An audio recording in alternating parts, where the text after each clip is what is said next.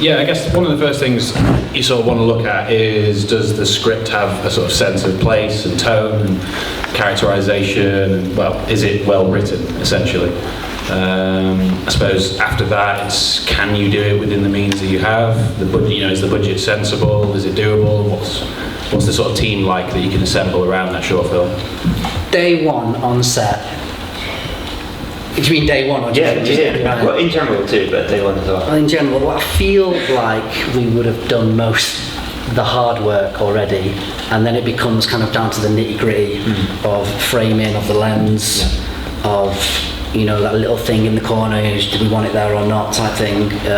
By that stage, I very much like to have planned that bit completely. You always need someone to challenge you. Like this goes both ways, director and cinematography. I mean, you can very much get on the same page, but then once the pressure, pre-production is obviously preparing as much as you can for all of this, but once you're on set, different pressures arise, problems arise, time pressures, technical problems, a performance in a scene not working or a particular location. There's just hundreds of elements that can change, and it's sort of about maintaining your focus within that, and that involves both of you questioning each other at all steps.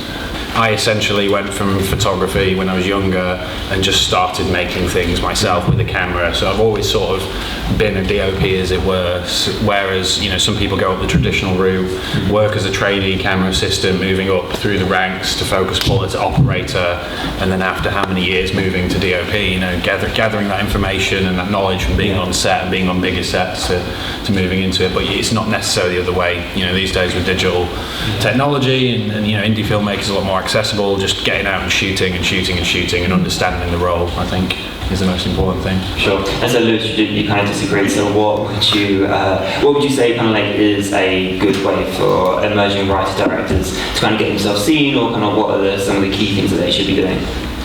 Yeah, well, I'll say I